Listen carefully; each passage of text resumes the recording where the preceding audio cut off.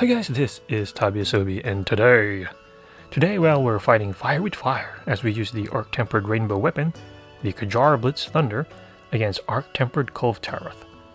I guess you can say we're actually fighting fire with thunder, rapid fire style. Now, for those who are unaware, the Kjar Weapons are the new loot drops that come from Arch Tempered Kulve Tarroth.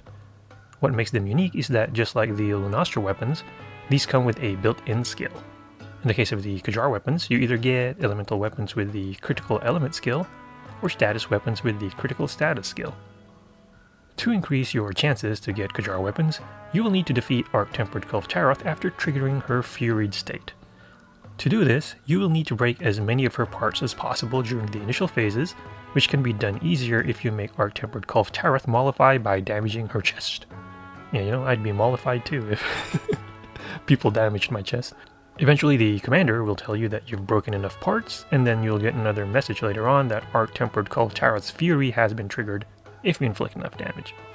Anyway, I've gotten more than 30 of these weapons to date, and as a Bogan main, it's only natural, of course, that the desire sensor mandates that only a couple of these are Bogans. Oh, desire sensor, why do you hate me so? Fortunately, the first couple of Bogans that I got are two of the more solid ones, so the Kjar Assault Horn Heavy Bogan and the Kjar Blitz Thunder Bogan. By the way, I totally do not ever want to get the new Kjar Paralysis Insect Glaive. Yes, Insect Glaive is my main melee weapon, and I absolutely love the old Tarroth Paralysis Glaive, but I am completely uninterested in the improved Kjar version of that weapon. I really hope that I never get it, ever. Let's see if that works. Anyway, back to the Kjar Blitz Thunder. First off, let me say that I love the white gold look of this thing compared to the gaudy golden version of the old Tarroth weapons. I mean, just look at it. It just oozes elegant class. Since getting the thing, it's pretty much been my go-to rapid-fire thunder weapon for fighting Arch Tempered Kulve Tarroth's gold-plated form. It's like getting one of Arch Tempered Kulve Tarroth's golden slippers and slapping the monster with it, given that the weapon comes from her and all. I guess that's what they mean by getting hoisted by your own petard. Ah yes, Shakespeare loved Monster Hunter as well, from what I've heard. I minored in English in college after all. Of course, as far as light bogans used against Kulve Tarroth go, people will probably be interested in how it compares to the Tarroth Blitz Pierce and Lunastra's Emperor Shell sticks. So let me go over that real quick. Prior to getting the Kjar Thunder, the Tarroth Blitz Pierce was actually the main bogan I used against Kulve. Why, you ask? Because almost everybody else uses the sticks. And I didn't just do that to be contrarian, mind you. Nope, I did it because the Tarroth Blitz Pierce actually works well in the end phase when you have a sticks user on your team. That's because the sticks can make our oversized golden girl sleep, while the Tarroth Blitz Pierce can paralyze her after she wakes up. This gives you two chances to unload giant enemy crab levels of massive damage on the monster's horns. In fact, my problem right now is that more and more people are using the Kjar Thunder, which means I actually end up switching to the sticks sometimes during the final phase so we can make the monster sleep. Well, either that or a rapid fire ice bogan that also has sleep bullets. By the way, if you're using the Kjar Thunder during end phase, please make sure to use your paralysis shots. I've seen way too many Kjar Thunder gunners either forget to do it, or maybe not just realize it.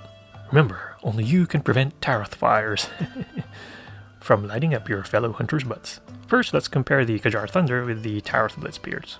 Now you'll notice that both come with a nice 260 base attack power. One advantage the Tarroth Light Bogan has is that it comes with one level 3 slot, while the Kjar only comes with one level 1 slot. The Tarroth also comes with plus 20 defense, while Kjar comes with 15% affinity. Personally, I find affinity to be more useful, so the Kjar wins on that front for me. The Kjar also comes with critical element included, which lets you do more elemental damage every time you land a critical hit. This gives you much more flexibility when putting together a mix set because you no longer have to equip 2 Rathalos armor pieces to get the skill.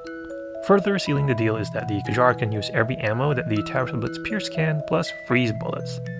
This makes it more flexible in the end phase than the Tarroth gun because you're not limited to just slicing shots. All in all, I think the Kjar is better than the Tarroth Thunder Light Bogan, which I am now retiring. The Empress Shell Sticks, on the other hand, is a tougher comparison. Damage-wise, the Kjar wins with 260 raw versus 247 for the sticks. The Kjar also wins for critical potential with 15% affinity versus 10% for the sticks. The sticks, however, boasts one level 1 jewel slot as well as a level 3 jewel slot. The other differences will pretty much boil down to your preferences. The Kjar can paralyze, allowing your team free hits for a set amount of time. You can also shoot poison 2-shots if you want to. The sticks, meanwhile, can cause the monster to sleep, allowing you to place bombs or set up a devastating attack like a Greatsword True Charge or a Charge Blade SAED. The sticks can also rapid-fire water ammo, which is a 2-star weakness for Kulve Tarroth in the final phase. The Kjar, meanwhile, can single-fire freeze ammo, which is a 3-star weakness for the monster. It also holds a large clip for freeze bullets, so you can still constantly pepper Kulve Tarroth's head. Otherwise, both can fire slice ammo. As far as innate skills, both are quite good. Kjar's critical element is great if you build a high affinity set. Styx' spare shot is also awesome because it gives you a chance for free bullets while firing, which is great when it procs multiple times, allowing you to attack and pump damage more frequently. Ultimately, it all boils down to your personal preference, as both are capable of working well during the Arch Tempered Kulve Tarroth fight, from start to finish, unless you want to switch out to a light bowgun that rapid fires freeze ammo instead. Now let's look at some builds for the Kjarr Blitz Thunder. First off, there are a number of ways you can go about building a set for it, and I'm sure there are some out there that can fit even more skills.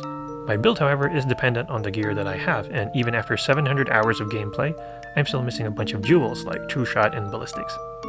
In fact, I just got my first non-free attack jewel during my first Arch Tempered Kulve Tarroth hunt, interestingly enough. So now I have 2, yay! On the plus side, this doesn't require jewels that are nearly impossible to get. On the downside, it's pretty much the armor equivalent of falling from a tree and hitting every branch on the way down with your face. In fact, I remember the first time I used a variant of this armor a few months ago during a hunt with my niece, and I suddenly heard a wee little voice in my headset go, "Why do you look like a cult leader?" Because I am, that's why. I'm a cult leader. All hail the great and powerful Dodongo.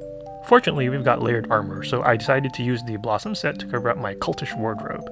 I even customized it with the same white gold color on the Kjar. Basically, my character looks like the Sparky Maid of Death. So my philosophy in building an armor set is kind of like solving a Rubik's Cube. I start out with the most important skills I need and then work my way to align everything else along the way. Since the Kjar Thunder has critical element, I decided to focus on getting my affinity as high as possible in order to trigger more critical attacks, while still leaving space to fit other skills.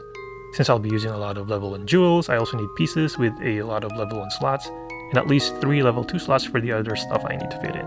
While Weakness Exploit is usually an easy way to get high affinity, this skill isn't really effective against Kulve Tarroth's body, especially when she's plated. So I basically need to get affinity through other means.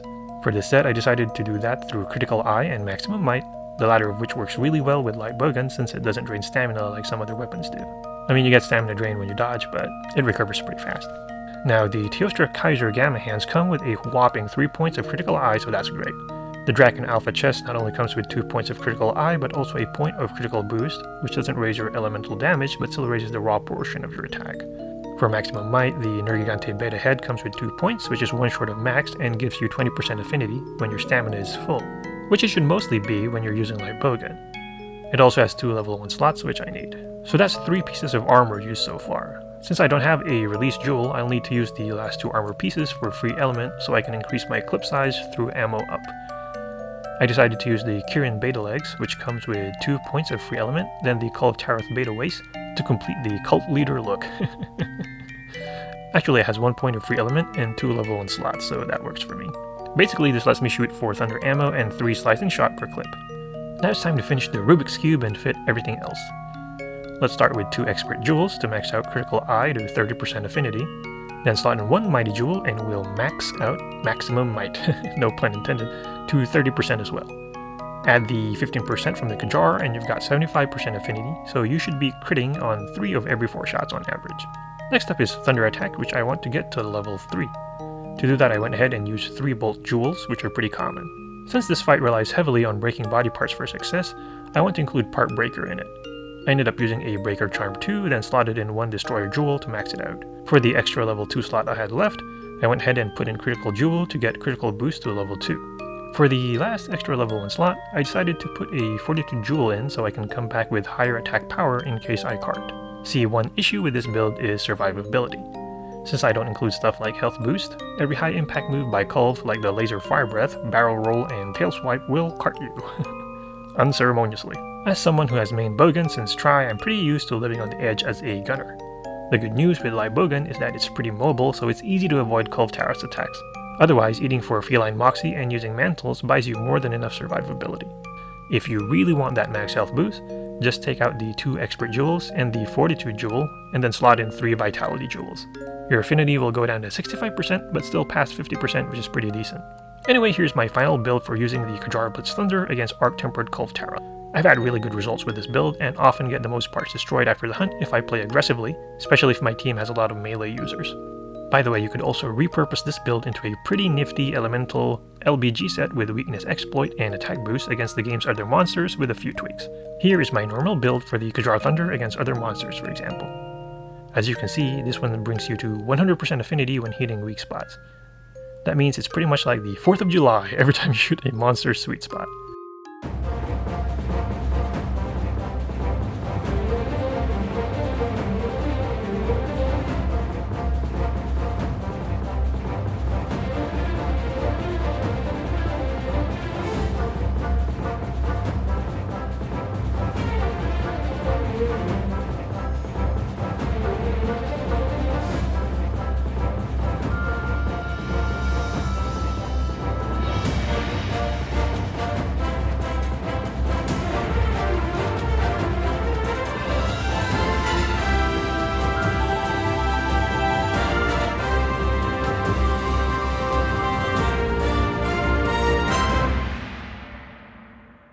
Anyway, there you have it, my Kjar Blitz Thunder mixed armor set build. So what set do you use with the Kjar Thunder, or your favorite Thunder light bowgun of choice? As always, please feel free to leave any thoughts or questions in the comment section. Once again, this is Tabi Asobi, and thank you for watching.